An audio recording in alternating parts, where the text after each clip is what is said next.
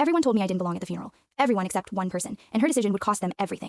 My name is Sarah Mitchell, and for 15 years I was married to David. We built a life together. Modest, but genuine. David came from old money. His family came from even older money. But money, as I would learn, doesn't buy class. When David passed away from a sudden heart attack at just 48, I thought his family would rally around me. I thought they'd mourn together. I was wrong. I was so wrong.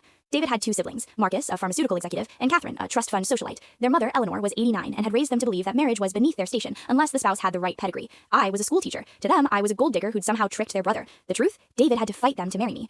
The funeral was held at their country club, a place I'd been to exactly twice in 15 years, because they made it clear I wasn't welcome at their events. The service was beautiful, but what happened after? As people were leaving, Eleanor pulled me aside in the hallway. Her eyes were cold, clinical. She told me that I had no right to wear black, that it was an insult to the family's grief. She said that if David had been thinking clearly, he would have left me years ago. Marcus overheard and laughed. He actually laughed. He told me I'd soon find out what it meant to be married to a Mitchell, because the will reading would show me that I got nothing. He said David had the sense to protect the family fortune from me. Catherine joined in, asking in front of other guests if I'd been planning the funeral with any of David's actual family money, or if I was expecting his mother to cover the costs. The insinuation was clear. I was a burden they had to tolerate. I stood there, humiliated. Guests stared. Some tried to comfort me, others looked embarrassed for me, and Eleanor just smiled, that thin, brittle smile of someone who'd never been told no in her entire life. I left the funeral early. I went home, closed all the doors, and I cried. The next 2 weeks were the darkest of my life, not because of grief. I was grieving, yes, but because I was terrified. Marcus was right about one thing. I had no idea what David had left me. My parents called constantly, asking if I was okay. My best friend Sarah stayed with me for 3 days. The school district gave me compassionate leave, but none of it changed the fact that I was facing my future alone, and the people who should have supported me had turned me into a villain in their narrative. I couldn't afford to keep the house. It had been David's before we married, technically his family's. I'd already gotten a call from their lawyer saying they wanted to discuss the disposition of property. I had no job during my leave, no savings in my name. David had handled finances because his family insisted it was proper. I had jewelry, some photographs, and the humiliation. I actually sat down and made a list of what I owned in the world. It took me 5 minutes. On day 16 after the funeral, I got a certified letter from Eleanor's attorney. My heart stopped. I was sure she was evicting me from the house. Instead, it was an invitation to the will reading. The letter said Eleanor had passed peacefully in her sleep the night before. I didn't know what to feel. Relief? Guilt for feeling relief? Anger?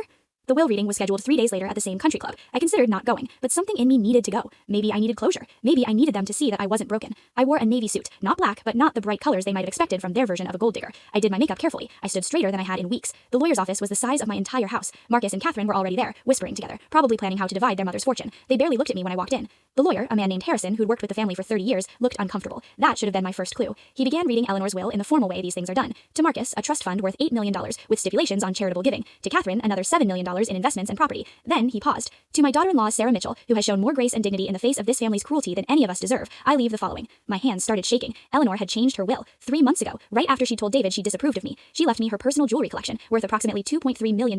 She left me her artwork, valued at $4.7 million. She left me a beach house in the Hamptons, worth $5.2 million.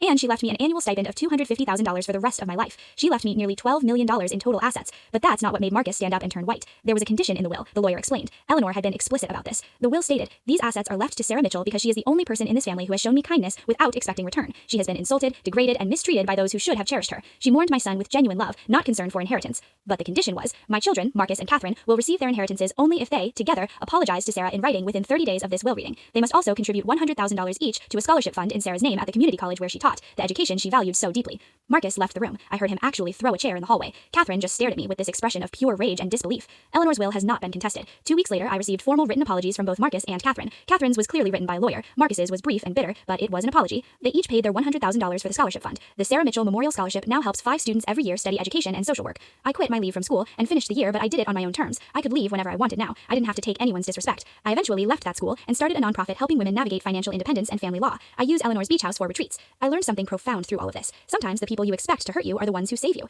Eleanor, who I thought hated me, had been watching. She saw my character when I was at my most vulnerable, and she decided that mattered more than family loyalty. They say money can't buy happiness, but it can buy justice. And sometimes the greatest revenge isn't what we do, it's what someone else does for us when we least expect it. Eleanor Mitchell got the last word, and in doing so, she reminded me that I was never the problem. I was just waiting for someone to finally see my worth. The best part? I didn't have to do anything. I just had to survive long enough for the truth to come out. Sometimes that's all any of us can do. If you had been in my position, what would you have done differently?